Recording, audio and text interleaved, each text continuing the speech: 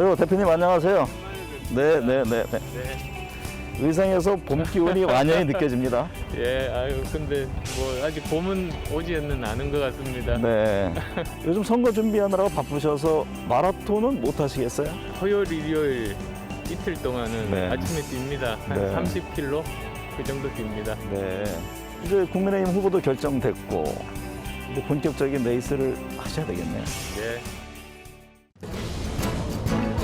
2011년 안풍을 일으키며 정계에 데뷔. 실용적 중도 정치를 강조한 안철수 국민의당 대표. 20대 총선에서 38석을 차지. 정치권에 새 바람을 몰고 왔는데 2017년 대선과 2018년 서울시장 선거에 잇따라 낙선. 절치부심. 다음 달 치러지는 서울시장 보궐선거에 출사표를 던졌다. 결자 해지의 각오와 서울의 진정한 발전과 혁신을 다짐하며 서울시장 보궐선거 출마에 매진하기로 결심했습니다.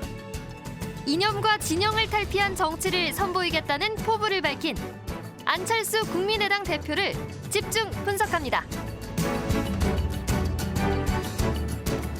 한때 대한민국 PC를 지키던 컴퓨터 백신 개발자에서 이제는 대한민국 정치, 서울시 행정의 위기를 해결할 백신이 되겠다면서 이번 보궐선거에 등판한 분입니다. 안철수 국민의당 서울시장 예비 후보를 만나보겠습니다. 안녕하십니까? 네, 안녕하셨습니까? 네. 우선 금태섭 후보를 꺾고서 3지대 후보가 되신 거 축하드립니다. 예, 감사합니다. 그렇지만 이제 준중결승 지나고 앞으로 중결승, 결승 남아 있어서 앞으로 갈 길이 참 멀다는 생각을 하고 있습니다. 4강에 든 셈인가요? 예, 네. 그렇습니다. 네. 국민의힘은 뭐 오세훈 후보가 확정이 됐는데 이제 단일화 경선을 해야 되는데 오 후보에 대한 평가부터 들어볼까요? 정치 경륜이 많으신 분 아니겠습니까? 그리고 합리적인 정치인으로 알고 있습니다. 그러니까 야권에서는 이제 단일 후보 경선이 가장 중요한데 아마도 무난하게 서로 합의가 가능하지 않을까 기대합니다. 2차 이제 후보 단일화를 해야 되는데 지금 이제 국민의힘 쪽에서 나오는 얘기를 보면은 시기와 문안을 어떻게 해야 될 것이냐 이게 좀 시각차가 분명히 있습니다. 시기와 방식에 대해서는 어떤 입장이세요? 우선 가장 중요한 것이 왜 후보 단일화를 하는가 그것 아니겠습니까? 네. 그러니까 시장 선거에서 이기려고 하는 거지 후보가 되려고 단일화를 하는 건 아닙니다. 그 기준에만 맞추면 저는 쉽게 합의가 될 수 있을 거라고 생각합니다. 네. 김종인 위원장은요. 만약에 이번 후보가 되지 않으면 선거운동을 해줄 수 없다. 이렇게 딱 잘라 말했는데 안 후보는 2번이든 4번이든 어쨌든 간에 지금 그 다음 후보는 우리 야권 후보인데 예. 그게 무슨 문제가 되겠냐. 그러면 사실상 2번 후보에 대해서는 거부한 건가요? 원래 저 후보 단일화 취지가 그렇지 않습니까? 네. 거기에서 단일화에서 뽑힌 후보가 그 책임지고 그 위주로 선거를 치르는 것이 사실은 그 취지에 부합합니다. 그리고 또 이번에는 3번 정의당이 후보를 내지 않으니까 번호가 2번이든 4번이든 두 번째 후보가 야권 통합 후보로 나서게 됩니다. 오세훈 후보와 이제 단일화를 했을 경우에 만약에 안 후보가 됐다면 합당이 됐든 간에 아니면은 그 유승민 전 의원이 얘기했듯이 뭔가 통합에 대한 의지 이것을 밝혀야 되는 것 아니냐 일각에서는 그런 지적도 나옵니다. 지금 중요한 것이 선거에서 승리하는 것 아니겠습니까? 그리고 또 그 이전에 원만하게 야권 단일 후보를 뽑는 과정이 필요합니다. 사실 거기에 지금은 집중하는 것이 맞고 그렇게 해서 만약 야권이 선거에서 승리한다면 다음 대선 때 어떻게 하면 정권 교체를 할 수 있을 것인가 거기에 따라서 야권이 혁신적으로 재편되면서 원만하게 풀려나갈 거라고 생각합니다. 단일화 이후에 최소한 통합하겠다 이런 약속 표명에 대해서는 어떤 의견이세요? 저는 자연스럽게 이번은 중요한 선거라고 생각합니다. 왜냐하면 지금까지 한 번도 이루어지지 않았던 보수와 중도 간의 통합이 이루어지는 그런 선거 아니겠습니까? 네. 그 힘으로 대선을 치르고 정권 교체가 가능하다고 생각합니다. 네. 그래서 모든 것은 이번 선거에서 얼마나 원만하게 그 단일화 과정을 가져가는가. 그래서 어떤 지지자분들도 이탈하지 않게 할 수 있는가. 그게 훨씬 더 중요하고 지금은 거기에 집중해야 될 때라고 봅니다. 통합의 과정 또 선거 결과 이후에 어쨌든 그 하나가 되는 합당의 가능성은 열려 있다 이렇게 이해를 해도 되겠습니까? 아마도 그 이후에는 여러 가지 연대나 또는 협력의 그런 것들이 활발하게 논의가 되어야죠. 네. 오세훈 후보는요 그런 얘기를 합니다. 보궐선거는 기본적으로 투표율이 낮다. 그렇기 때문에 조직의 힘, 당의 힘이 필요하기 때문에 2번이 돼야 된다. 이 점을 강조하더라고요.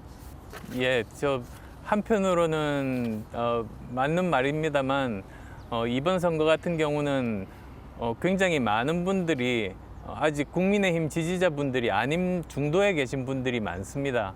그래서 어떻게 하면 그분들도 선거에 적극적으로 참여하게 할 수 있을 것인가, 그것이 중요합니다. 사실은 그 오세훈 후보께서 말씀하신 것처럼 조직 대 조직 싸움을 하면 야권이 100점 100패합니다. 지금까지 대한민국 정치 역사상 한 정당이 서울에서 이렇게 강고한 조직을 가진 적이 없습니다. 네. 강고한 조직과 이제는 대결을 하기 위해서는 단순히 제1야당의 조직만으로는 되지 않고 네. 시민들의 광범위한 지지가 필요한 겁니다. 네. 가정입니다만 국민의힘과 이제 협상에 대한 룰이 제대로 되지 않을 경우에 단일화 없이 서울시장에 도전할 계획도 갖고 계세요? 저는 반드시 단일화가 될 거라고 생각합니다. 네. 그것이 저는 좀 더 거창하게 말씀드리면 단일화는 시대 정신이다. 반드시 야권은 단일화를 이루라는 것이 야권 지지자분들의 명령이라고 생각합니다. 한때 오세훈 후보가 제안한 그 서울시 공동 운영에 대한 견해가 궁금한데요. 이게 가능한 정책 방향인가요? 지금 현재 정부의 인사에 대해서 많은 분들이 문제점을 인식하고 계시다고 생각합니다. 네. 제가 서울시장에 당선되더라도 제 당에 속해 있는 사람들만 쓰는 것이 아니라 범야권으로 범위를 넓혀서 이 문제를 해결할 가장 적임자, 가장 능력 있는 사람을 등용해서 쓰겠다는 게 제 정책입니다. 만약 단일화 이후에요. 안 후보가 됐을 경우에 오세훈 후보에게 공동 운영을 역으로 제안할 수도 있습니까?